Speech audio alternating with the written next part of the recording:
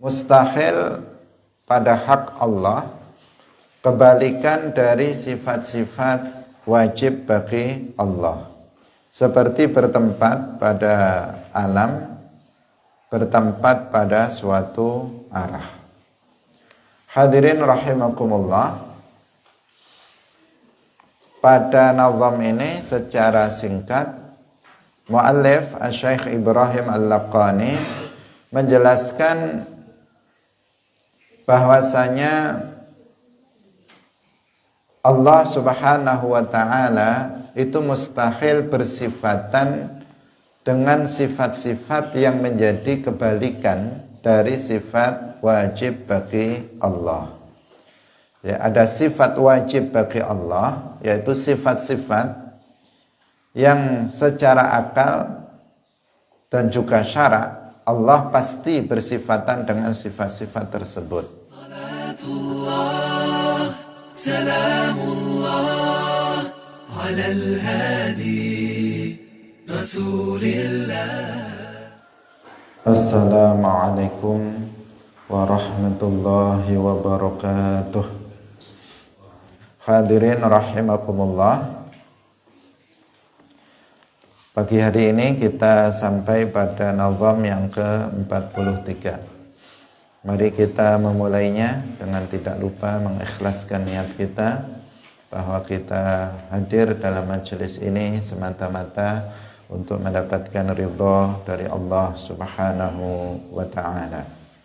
Qala al-muallif rahimahullahu ta'ala wa yastakhilu dhiddu dhis sifati fi haqqihi kal kauni fil jihati wa yastahilu lan mustahil apa dhiddu dhis sifati suwali'e pira-pira sifat iki, tegese sifat wajib, suwali'e sifat wajib fi haqqihi ing dalam haqqi Allah, kal kauni kaya manggon ing dalam alam, fil jihati ing dalam pira-pira arah.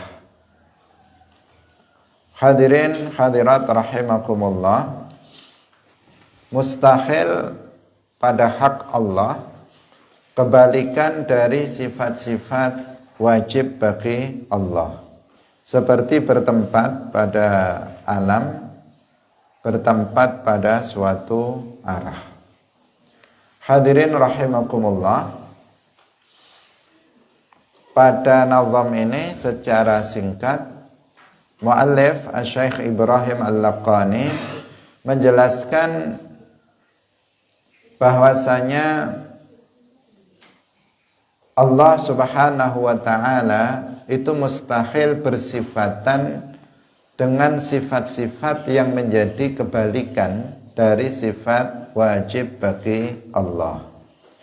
Ya, ada sifat wajib bagi Allah, yaitu sifat-sifat yang secara akal dan juga syara Allah pasti bersifatan dengan sifat-sifat tersebut. Akal tidak menerima jika Allah tidak bersifatan dengan sifat-sifat tersebut.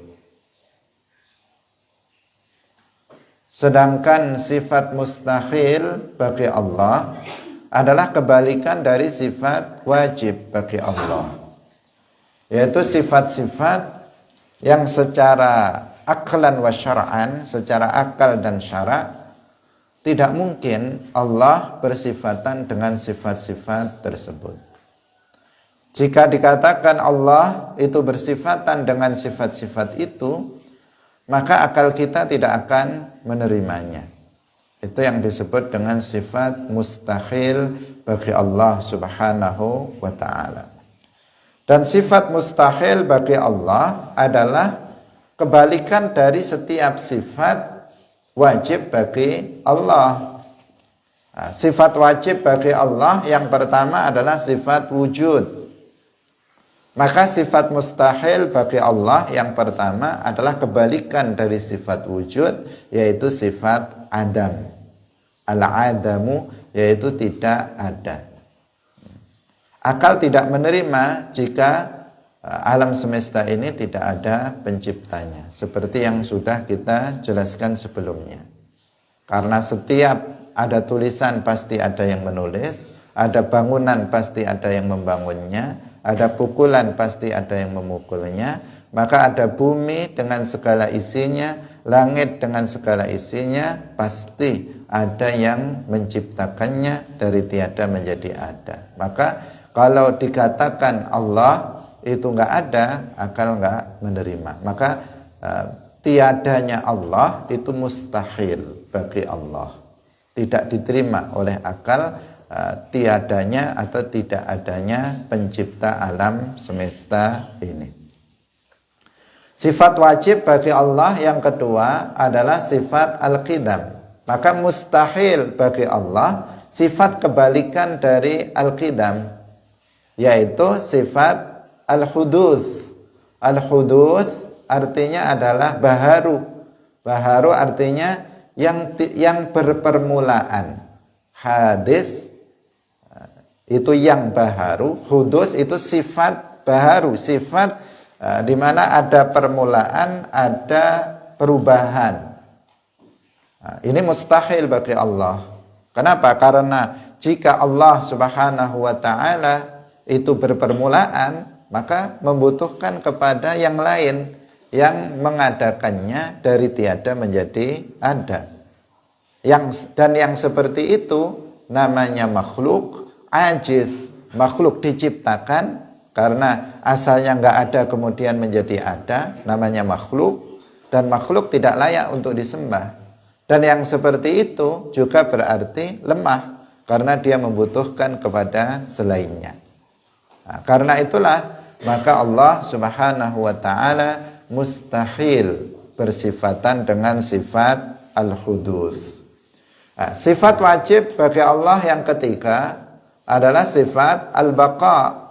Maka mustahil bagi Allah Subhanahu wa taala kebalikannya, yaitu sifat al-fana'u, yaitu rusak. Rusak akan hancur, akan hilang, sirna. Itu sesuatu yang akal tidak bisa menerimanya atau mustahil bagi Allah Subhanahu wa taala. Karena jika Allah Subhanahu wa taala itu berpenghabisan atau sirna, punah, maka tidak akan ada alam semesta ini, dan alam semesta ini tidak akan teratur sebagaimana yang kita saksikan ini. Maka mustahil bagi Allah Subhanahu wa taala bersifatan dengan sifat fana.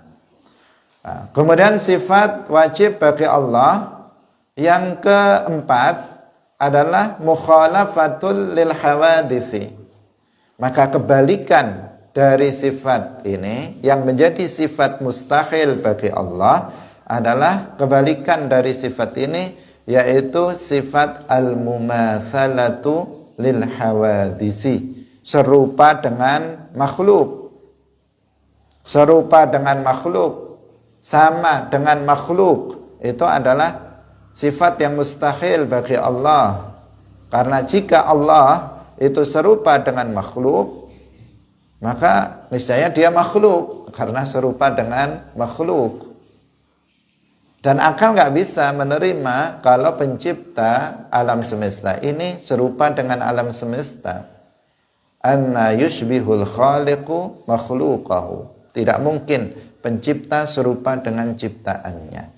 Karena akal manusia mengatakan yang membuat kursi nggak serupa dengan kursi. Yang membuat meja tidak serupa dengan meja. Yang membuat rumah tidak serupa dengan rumah. Yang membuat kopiah nggak serupa dengan kopiah. Maka Allah yang menciptakan makhluk tidak akan serupa dengan makhluk. Allah yang menciptakan manusia, dia tidak serupa dengan manusia. Allah yang menciptakan malaikat, dia tidak serupa dengan malaikat. Allah yang menciptakan jin tidak akan serupa dengan jin. Allah yang menciptakan matahari, cahaya, tidak akan serupa dengan matahari, tidak akan serupa dengan cahaya. Maka mustahil bagi Allah Subhanahu wa taala sifat al-mumatsalatu lil hawadisi, yaitu serupa dengan makhluknya, sama dengan makhluknya, adalah sifat yang mustahil bagi Allah Subhanahu wa ta'ala. Kemudian sifat yang berikutnya, sifat yang kelima dari sifat wajib bagi Allah adalah qiyamuhu binafsihi atau al-qiyamu bin nafsi, tidak butuh kepada makhluk.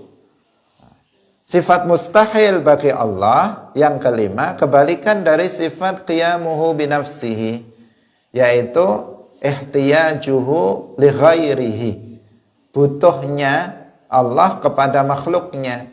Ini adalah sesuatu yang mustahil, akal tidak bisa menerimanya.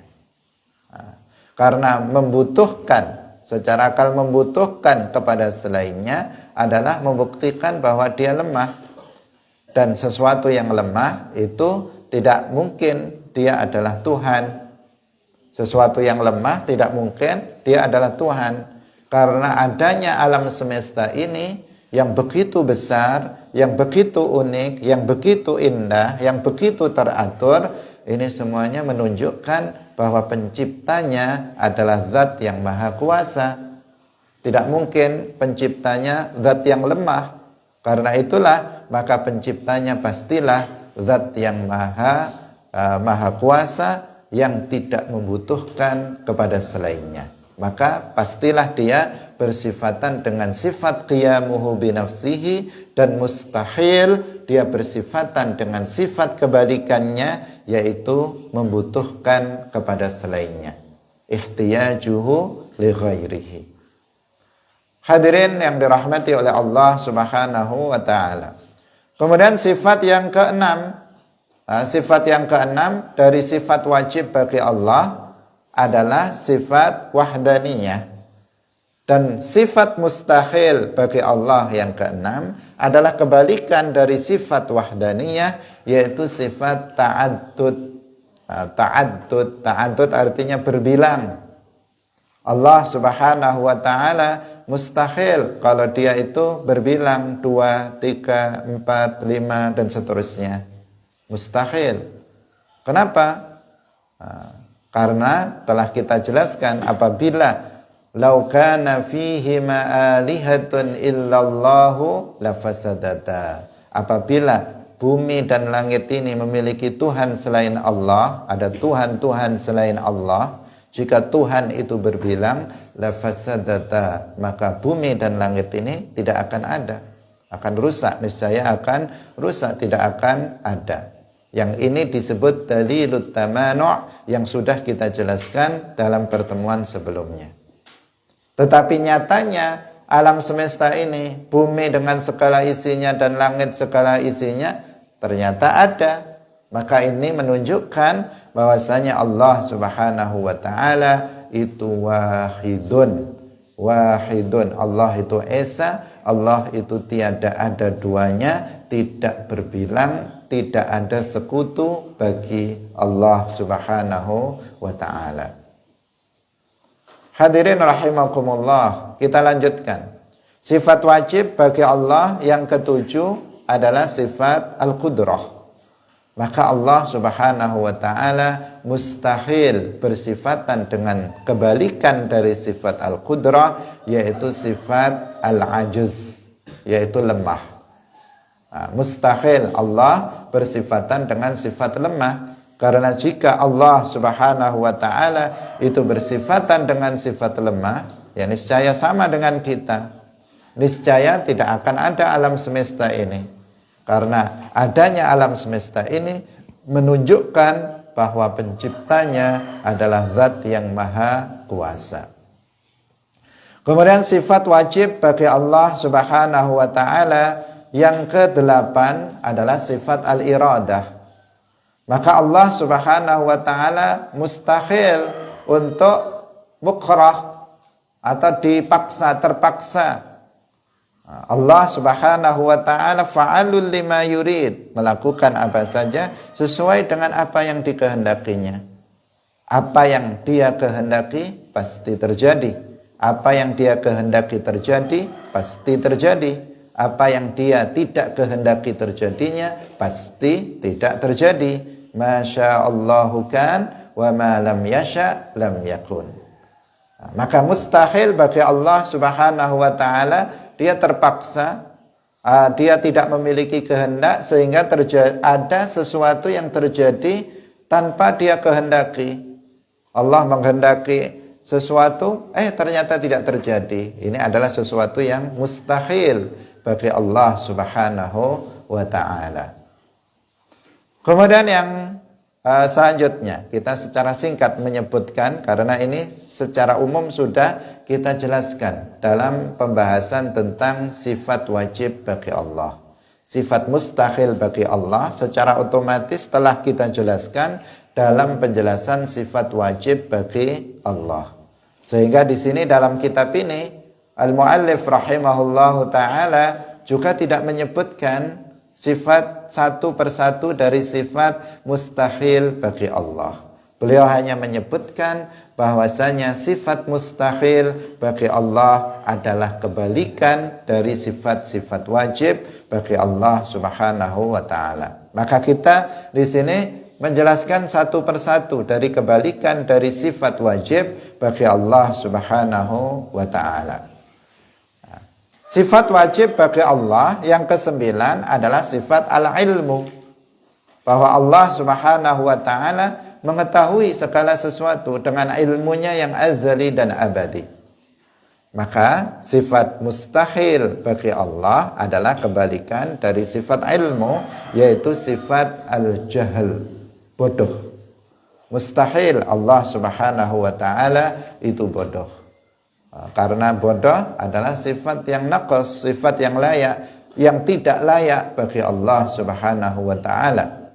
Jangankan bagi Allah, bagi makhluk, bagi manusia, jahal, bodoh adalah sifat yang sifat kurang, sifat yang tidak layak, sifat yang merupakan aib bagi manusia. Maka tidak mungkin Al-Khaliq, pencipta alam semesta ini, itu adalah zat yang bodoh. Tidak mungkin. Tidak bisa diterima akal kita. Kemudian sifat wajib bagi Allah yang ke-10 adalah al-hayah. Artinya hidup. Allah hidup dengan hidup yang tidak serupa dengan hidup makhluknya, yang azali dan abadi. Maka sifat mustahil bagi Allah Subhanahu wa ta'ala adalah kebalikan dari sifat al-hayah, yaitu al-maut, mati. Mustahil bagi Allah Subhanahu wa ta'ala itu mati. Karena jika Allah Subhanahu wa ta'ala mati, maka alam semesta ini nggak akan ada. Alam semesta ini tidak akan teratur. Nyatanya alam semesta ini ada dengan kita bisa menyaksikannya sendiri dengan mata kita, dengan panca indera kita bisa merasakan bahwa alam semesta ini ini ada. Maka pastilah ada zat yang mengaturnya, ada zat yang menciptakannya, yang dia maha hidup. Kemudian sifat wajib bagi Allah Subhanahu wa ta'ala yang ke-11 itu adalah tuli. Sifat wajib bagi Allah, yang wajibnya adalah sifat as-sama', yaitu sifat mendengar, dan mustahil bagi Allah kebalikannya, yaitu tuli atau al-asam, yaitu tuli. Ini mustahil bagi Allah Subhanahu wa ta'ala. Kenapa? Karena tuli adalah sifat yang naqas, sifat yang tidak layak bagi Allah Subhanahu wa ta'ala, bahkan juga tidak layak bagi makhluk. Selanjutnya yang ke-12, sifat wajib bagi Allah adalah apa? Maha melihat, basar. Bahwa Allah Subhanahu wa ta'ala itu maha melihat dengan penglihatan yang azali abadi, melihat terhadap segala sesuatu. Mustahil bagi Allah Subhanahu wa ta'ala kebalikan dari sifat al-basar, yaitu sifat buta, al-ama. Al-ama, buta, itu adalah sifat naqas, sifat yang tidak layak bagi Allah Subhanahu wa ta'ala. Maka tidak mungkin Allah Subhanahu wa ta'ala itu buta. Kemudian sifat yang terakhir, yang ke-13, sifat wajib bagi Allah Subhanahu wa taala adalah sifat kalam. Allah bersifatan dengan sifat kalam yang azali abadi, bukan bahasa, bukan huruf, bukan suara. Dan mustahil bagi Allah Subhanahu wa taala sifat kebalikan dari sifat kalam, yaitu sifat bisu atau al-bukm. Itu adalah sifat mustahil bagi Allah. Karena bisu tidak bisa bicara, itu adalah sifat yang naqs, sifat yang menunjukkan kekurangan, sifat yang tidak layak bagi Allah Subhanahu wa taala. Jangankan bagi Allah, bagi makhluk pun bisu adalah sifat yang merupakan aib baginya. Karena itulah maka tidak mungkin Allah Subhanahu wa taala bersifatan dengan sifat bisu. 7 sifat ma'nawiyah berikutnya, maka kebalikannya adalah serupa dengan kebalikan penjelasannya, sama dengan penjelasan sifat ma'ani yang kebalikannya merupakan sifat yang mustahil bagi Allah Subhanahu wa taala yang sudah kita sebutkan. Hadirin rahimakumullah, maka sifat mustahil bagi Allah jumlahnya sama dengan sifat wajib bagi Allah. Karena sifat mustahil bagi Allah adalah kebalikan dari sifat wajib bagi Allah. Bagi yang berpendapat bahwa sifat wajib bagi Allah itu 13, maka sifat mustahil bagi Allah itu ada 13. Bagi yang berpendapat bahwa sifat wajib bagi Allah itu ada 20, maka sifat mustahil bagi Allah itu ada 20. Hadirin yang dirahmati oleh Allah Subhanahu wa taala, sesuai dengan perbedaan pendapat di antara para ulama yang sudah kita jelaskan dalam pertemuan sebelumnya. Tetapi bisa kita menguraikan dari beberapa sifat mustahil bagi Allah, sesuatu yang mustahil bagi Allah yang lainnya. Yang itu mustahil, tetapi tidak secara eksplisit, tidak secara langsung kita sebutkan dalam penyebutan sifat-sifat mustahil bagi Allah Subhanahu wa taala. Tadi telah kita sebutkan 13 sifat mustahil bagi Allah. Al-adam, al-huduts, al-fana, al-mumatsalatu lil hawaditsi, kemudian al-ikhtiyaj li ghairihi, al-ajaz, dan seterusnya. Itu sudah kita sebutkan 13 sifat mustahil bagi Allah.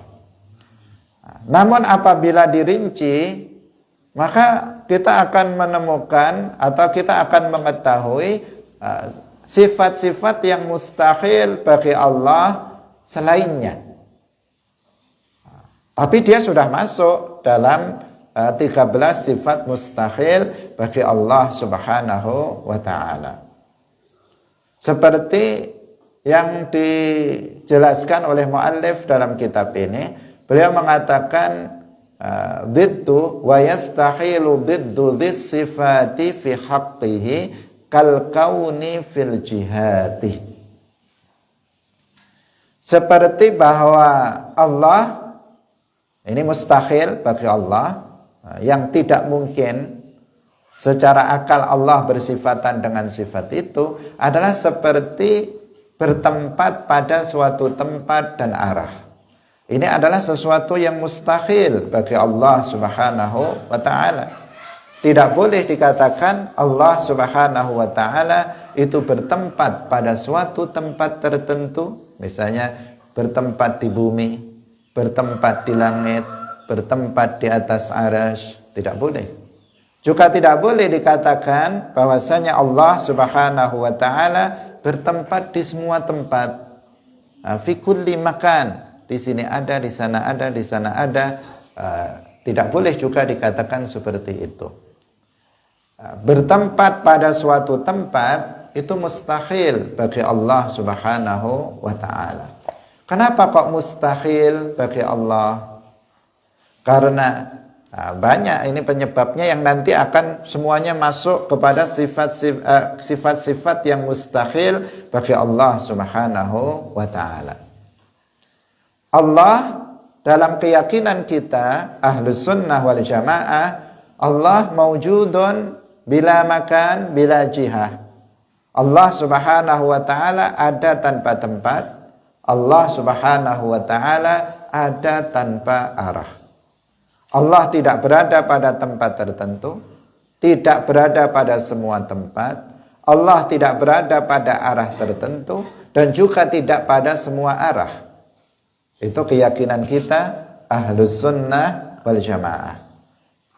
Dan mustahil Allah Subhanahu wa ta'ala itu berada pada tempat, mustahil bagi Allah Subhanahu wa ta'ala dia berada pada arah tertentu. Kenapa? Hadirin yang dirahmati oleh Allah Subhanahu wa ta'ala. Pertama, kalau dikatakan bahwasanya Allah Subhanahu wa ta'ala itu bertempat pada suatu tempat atau berada pada suatu arah, maka niscaya dia akan serupa dengan makhluk. Niscaya dia akan serupa dengan makhluk. Sementara tadi telah kita sebutkan serupa dengan makhluk itu mustahil bagi Allah. Tadi dari 13 sifat mustahil bagi Allah, ada yang kita sebutkan apa? Al-mumatsalatu lil hawadisi. Serupa dengan makhluk adalah sifat mustahil bagi Allah.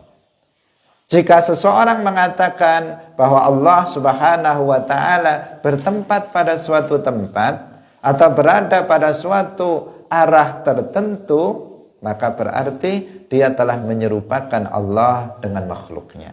Berarti dia telah mensifati Allah dengan sifat yang mustahil bagi Allah, yaitu sifat al-mumatsalatu lil hawadisi. Karena setiap makhluk itu pasti bertempat. Setiap makhluk pasti bertempat. Manusia makhluk. Manusia bertempat, saya makhluk, saya bertempat. Saya memenuhi ruangan kosong yang saya ada di situ.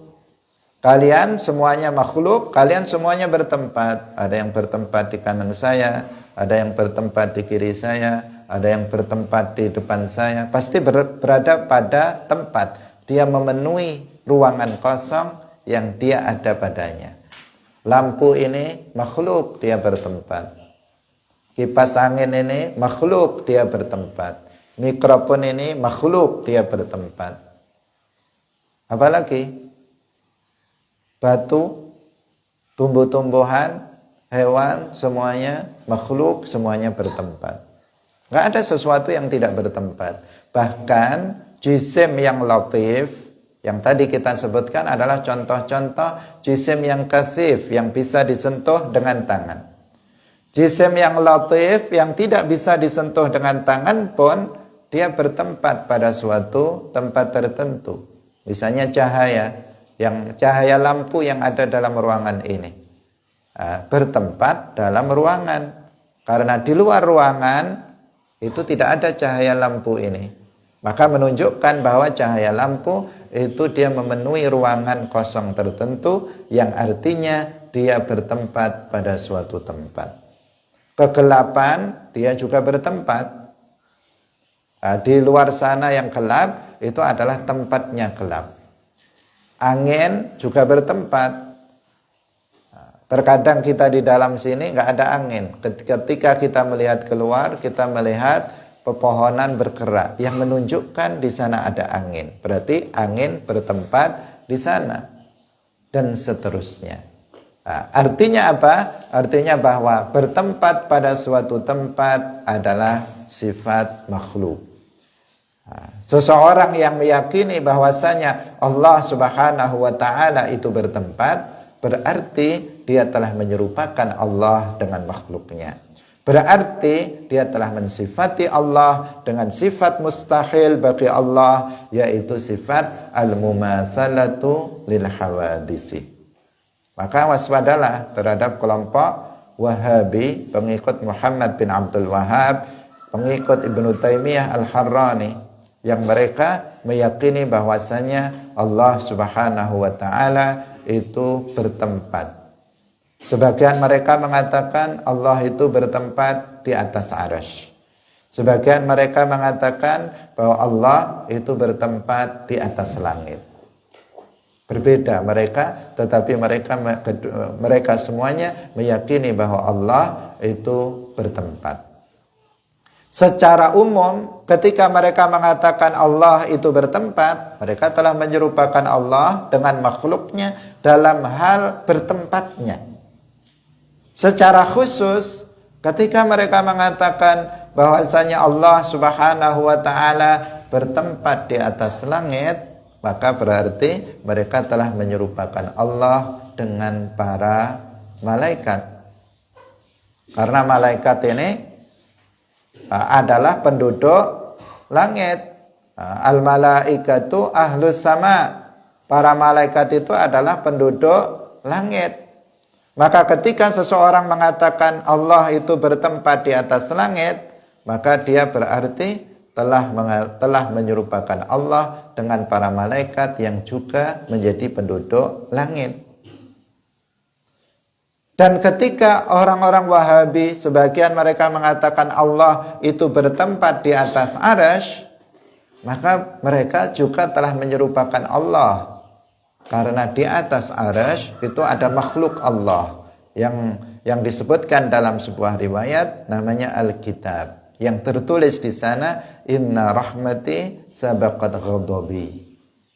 Ketika mereka mengatakan Allah bertempat di atas arsy, maka mereka telah menyerupakan Allah dengan makhluknya, yaitu Alkitab. Secara umum ketika mereka mengatakan Allah bertempat, itu saja sudah menyerupakan Allah dengan makhluknya, yaitu sama-sama bertempat pada suatu tempat tertentu. Hadirin yang dirahmati oleh Allah Subhanahu wa taala. Ini yang pertama, bahwa orang-orang atau kelompok yang mengatakan Allah bertempat pada suatu tempat, berarti mereka telah mensifati Allah dengan sifat yang mustahil bagi Allah. Yang pertama yaitu sifat al-mumatsalatu lil hawaditsi. Kemudian yang berikutnya, apabila dikatakan bahwasanya Allah Subhanahu wa taala berada pada tempat dan berada pada arah, berarti dia, Allah, membutuhkan kepada selainnya. Berarti dia membutuhkan kepada selainnya. Dan membutuhkan kepada selainnya itu namanya apa? Itu mustahil bagi Allah. Al-ihtiyaj li ghairihi, butuh kepada selainnya, itu sifat mustahil bagi Allah, karena itu adalah kebalikan dari sifat qiyamuhu binafsihi. Jika dikatakan Allah bertempat di langit, bertempat di langit, maka dia butuh kepada langit. Jika dikatakan dia bertempat di atas arsy, berarti dia butuh kepada arsy. Ketika dikatakan Allah bertempat di suatu tempat, maka berarti dia butuh kepada tempat. Ketika saya duduk di atas kursi, artinya saya membutuhkan kepada kursi.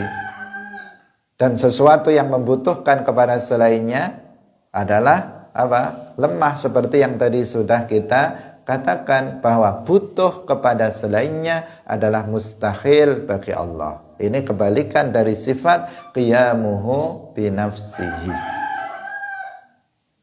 Berarti orang yang meyakini, seperti orang Wahabi yang meyakini bahwasanya Allah bertempat, pertama sudah mensifati Allah dengan sifat al-mumatsalatu lil hawadisi. Yang kedua, mereka telah mensifati Allah dengan sifat al-ihtiyaju ila ghairihi, butuh kepada selainnya. Selain bahwa yang bertempat itu butuh butuh kepada butuh kepada tempat yang dia tempati. Kemudian yang bertempat itu juga pasti dia memiliki bentuk dan ukuran. Seperti yang sering kita sampaikan, yang bertempat pasti dia memiliki bentuk dan ukuran. Ada kalanya ukurannya itu lebih kecil dari tempatnya. Ada kalanya ukurannya itu sama dengan tempatnya. Ada kalanya ukurannya itu lebih besar dari tempatnya. Kalau dikatakan seperti yang dikatakan oleh orang Wahabi bahwa Allah bertempat di atas arsy, maka kemungkinannya, konsekuensinya ada kalanya Allah itu berukuran lebih kecil dari arsy, sama dengan arsy, atau lebih besar dari arsy. Artinya dia punya ukuran. Sesuatu yang bertempat itu memiliki ukuran. Jika memiliki ukuran, maka dia butuh kepada yang menjadikannya pada ukuran tersebut. Butuh. Maka dia butuh kepada yang menjadikannya pada ukuran dan bentuk tersebut. Karena sesuatu itu tidak menjadikan ukurannya sendiri. Seperti saya, tidak berukuran seperti ini, bentuknya seperti ini, bukan saya yang menjadikan saya dalam bentuk dan ukuran ini, tetapi Allah yang menjadikan saya dalam bentuk dan ukuran ini. Jika dikatakan bahwa Allah itu memiliki bentuk dan ukuran, maka niscaya dia membutuhkan kepada selainnya yang menjadikannya pada bentuk dan ukuran itu. Bisa dipahami? Nah, butuh kepada selainnya, al-ihtiyaj ila ghairihi adalah sifat yang mustahil bagi Allah Subhanahu wa taala, karena itu menunjukkan kelemahan bagi Allah Subhanahu wa taala. Maka mustahil bagi Allah Subhanahu wa taala bertempat pada suatu tempat dan berada pada suatu arah tertentu.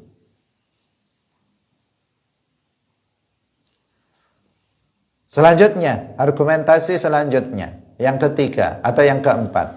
Nah, jika dikatakan bahwa Allah Subhanahu wa taala berada pada tempat atau berada pada arah tertentu, seperti yang dikatakan oleh orang-orang Wahabi, kelompok musyabbihah pada masa sekarang, maka niscaya Allah itu hadis. Niscaya Allah itu hadis, berubah-ubah. Karena Allah Subhanahu wa taala itu ada sebelum terciptanya tempat tanpa tempat. Allah itu ada sebelum terciptanya makhluk tanpa makhluk. Di dalam hadis Rasulullah sallallahu alaihi wasallam, hadis yang diriwayatkan oleh Imam Bukhari, Ibnu Jarud dan lainnya, Rasulullah sallallahu alaihi wasallam bersabda, "Kanallahu wa lam yakun syai'un ghairuh." Kanallahu wa lam yakun syai'un ghairuhu. Pada azal Allah itu ada dan tidak ada sesuatu pun selainnya. Enggak ada tempat, enggak ada langit, enggak ada arsy, enggak ada bumi, enggak ada manusia. Allah ada tanpa makhluk, tanpa tempat, tanpa arah. Karena Allah wa lam yakun syai'un ghairuhu. Pada azal Allah ada tanpa tempat. Jika dikatakan oleh orang Wahabi atau semacamnya bahwa Allah bertempat di atas langit atau bertempat di atas arsy, maka berarti mereka telah mensifati Allah dengan sifat hudus, sifat makhluk, sifat baharu, yaitu sifat berubah. Sifat berubah. Karena konsekuensi dari keyakinan orang Wahabi bahwa Allah itu bertempat di atas arsy atau di atas langit adalah mereka mengatakan dahulu Allah itu ada tanpa tempat. Allah tidak di atas langit, Allah tidak di atas bumi. Kemudian Allah menciptakan langit, menciptakan bumi. Setelah itu Allah berubah dari asalnya tidak berada di langit dan tidak berada di arsy, kemudian berubah menjadi di atas langit, di atas arsy. Apa artinya berubah? Artinya makhluk. At-taghayyuru akbaru alamatil hudus. Berubah adalah tanda terbesar, tanda yang paling jelas dari makhluk adalah berubah. Mereka yang meyakini Allah itu bertempat, berarti telah meyakini Allah itu berubah. Seperti halnya makhluk. Makhluk itu disebut makhluk karena dia berubah. Yaitu berubah dari tiada menjadi ada. Di sini mereka yang meyakini Allah bertempat telah meyakini Allah itu berubah. Artinya mereka meyakini Allah itu makhluk dan makhluk tidak layak untuk disembah karena hanya Al-Khaliq yang layak untuk disembah. Di sini berarti mereka telah mensifati Allah dengan sifat Al-Hudus, kebalikan dari sifat Al-Qidam. Bisa dipahami? Banyak sekali konsekuensi-konsekuensi akibat dari keyakinan yang sesat dari kelompok Wahabi dan semacamnya yang mengatakan Allah itu bertempat pada suatu tempat tertentu atau berada pada arah tertentu. Maka Ahlus Sunnah wal Jamaah seluruhnya Ahlus Sunnah wal Jamaah seluruhnya, Asy'ariyah, Maturidiyah, semuanya menegaskan Allahu mawjudun bila makan. Allah ada tanpa tempat. Allah exists without place dalam bahasa Inggrisnya. Atau Allah wonten tanpa panggenan. Allah mawjudun bila makan. Allah ada tanpa tempat. Ini adalah keyakinan umat Islam seluruhnya, salafan wa khalafan. Baik itu mereka umat Islam di generasi salaf maupun di generasi khalaf, semuanya meyakini bahwasanya Allah Subhanahu wa taala mawjudun bila makan, bila jihah. Ada tanpa tempat, ada tanpa arah. Kalau masalah dalil kita sudah sebutkan. Sangat sering sekali di dalam Al-Quran, betapa banyak ayat-ayat Al-Quran yang menunjukkan bahwasanya Allah Subhanahu wa ta'ala itu ada tanpa tempat. Asy-Syura ayat 11, laisa kamitslihi syai'. Dalil bahwasanya Allah ada tanpa tempat.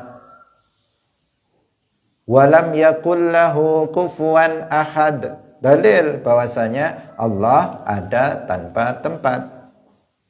Fala tadribu lillahil amsal. Dalil bahwasanya Allah itu ada tanpa tempat. Walillahil masalul a'la adalah dalil bahwasanya Allah itu ada tanpa tempat. Demikian juga hadis-hadis Rasulullah sallallahu alaihi wasallam jumlahnya juga sangat banyak yang menunjukkan bahwasanya Allah Subhanahu wa taala itu ada tanpa tempat. Di antaranya hadis yang tadi kita baca. Kana Allahu wa lam yakun syai'un ghairuh. Kana Allahu, Allah ada pada azal, wa lam yakun syai'un ghairuhu, tidak ada selainnya, tidak ada sesuatu selainnya, tidak ada tempat dan tidak ada selainnya yang ada. Ini menunjukkan bahwa hadis ini menunjukkan bahwasanya Allah Subhanahu wa taala itu ada tanpa tempat. Hadirin rahimakumullah. Nah, kemudian juga hadis Rasulullah sallallahu alaihi wasallam bahwa Rasulullah bersabda, Allahumma antal awwal falaysa qablaka syai' wa antal akhir falaysa ba'daka syai' wa anta zahir falaysa fawqaka syai' wa antal batin falaysa dunaka syai'. Al-Imam Al-Hafidh Al-Baihaqi ketika menjelaskan ini mengatakan, istadalla ba'du ashabina, sebagian sahabat kita itu telah menjadikan dalil hadis ini fi nafyil makan, untuk menafikan tempat anhu dari Allah Subhanahu wa taala. dengan sabda beliau, anta zahir falaisa fawqaka syai'. Engkau adalah al-zahir yang enggak ada sesuatu di atasmu. Wa antal batin falaisa dunaka syai'. Engkau adalah al-batin, tidak ada sesuatu di bawahnya. Imam Baihaqi mengatakan, idza lam yakun fawqahu syai' wala dunahu syai' lam yakun fi makan. Jika di atasnya tidak ada sesuatu dan di bawahnya juga enggak ada sesuatu, berarti dia tidak berada pada tempat. Sesuatu yang bertempat, seperti saya bertempat, pasti di atasnya ada sesuatu dan di bawahnya ada sesuatu. Di atas saya ada atap, di bawah saya ada lantai. Sesuatu yang bertempat, di atasnya pasti ada sesuatu dan di bawahnya ada sesuatu. Sementara Rasulullah mengatakan, ya Allah, engkau adalah al-zahir, yang di atasnya enggak ada sesuatu dan di bawahnya juga enggak ada sesuatu. Artinya dia mawjudun bila makan. Allah Subhanahu wa taala itu ada tanpa tempat. Hadirin yang dirahmati oleh Allah Subhanahu wa taala. Kalau dari perkataan para ulama, maka jumlahnya sangat-sangat banyak sekali.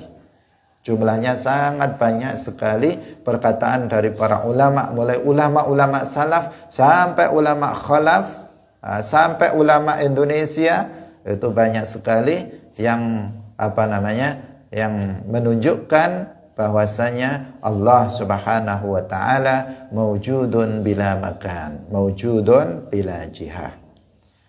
Misbahut tauhid Sayyiduna Ali bin Abi Thalib radhiyallahu anhu, beliau menegaskan, kanallahu wala makan wa huwal ana ala ma alaihi kan.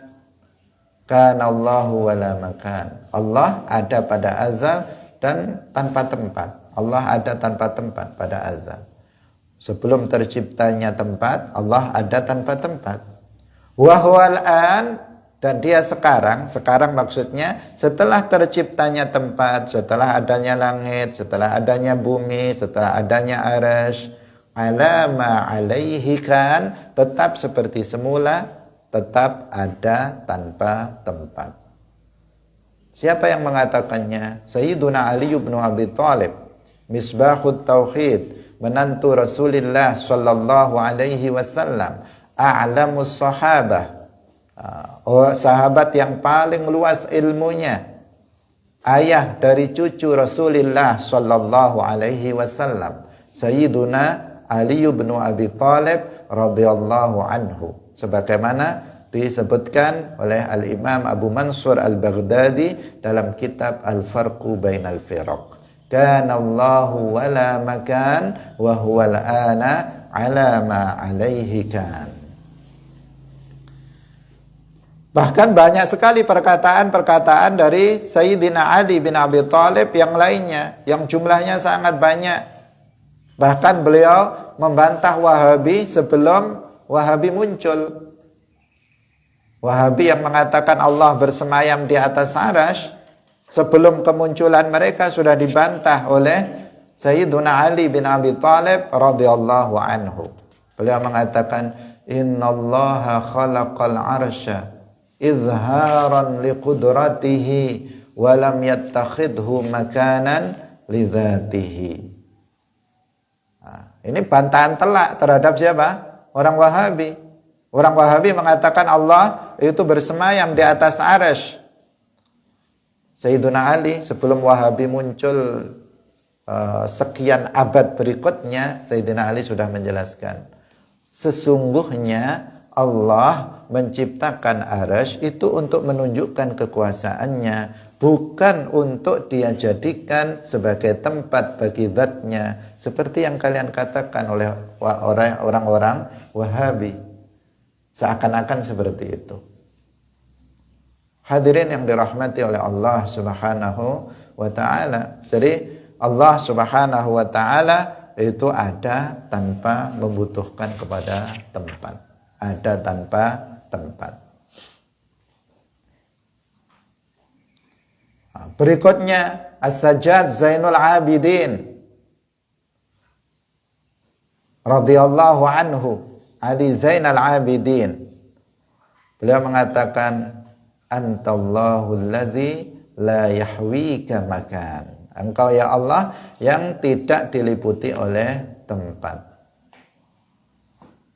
Al-Imam Abu Ja'far At-Tahawi, Al-Imam Asy-Syafi'i, Al-Imam Abul Hasan Al-Asy'ari, Al-Imam Abu Mansur Al-Maturidi, dan demikian juga para ulama-ulama yang lain, Imamul Haramain dan seterusnya.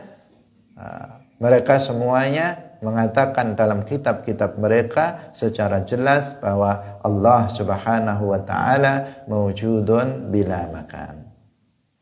Dalam kitab-kitab para ulama yang kita pelajari di pondok-pondok pesantren, dari mulai kitab yang kecil Aqidatul Awam dan syarahnya, kemudian Al-Kharidatul Bahiyah, kemudian yang kita pelajari ini Jauharatut Tauhid, semuanya menunjukkan bahwasanya Allah Subhanahu wa taala mawjudun bila makan bila jihah. Di sini disebutkan wa yastahilu biddu dzis sifati fi haqqihi kal kauni fil jihati. Allah mustahil bertempat pada suatu tempat, pada alam, dan mustahil Allah itu bertempat pada suatu arah tertentu. Bahkan Hadratus Syekh Hasyim Asy'ari dalam muqaddimah kitabnya At-Tanbihat Al-Wajibat, beliau menyebutkan bahwa Allah Subhanahu wa taala itu maha suci dari tempat. Beliau mengatakan asyhadu an la ilaha illallah wahdahu la syarikalah al-munazzahu anil jismiyati wal zamani wal jihati wal makan. Allah Subhanahu wa taala itu disucikan dari jisim. Allah maha suci dari jisim, dia bukan jisim. Maha suci dari arah, maha suci dari dari zaman, dan maha suci dari tempat. Mbah Hasyim Asy'ari, pendiri NU, organisasi Ahlus Sunnah wal Jamaah yang terbesar, beliau menegaskan bahwasanya Allah Subhanahu wa taala mawjudun bila makan, mawjudun bila jihah, bukan jisim. Hadirin rahimakumullah, waktu sudah habis. Jika kita menyebutkan perkataan para ulama satu persatu bahwa Allah ada tanpa tempat, maka membutuhkan waktu yang sangat panjang karena saking banyaknya. Bahkan ini sudah menjadi ijma' dari seluruh umat Islam bahwasanya Allah Subhanahu wa taala mawjudun bila makan. Barakallahu fikum wallahul muwaffiq ila aqwamit thariq. Wassalamu alaikum warahmatullahi wabarakatuh.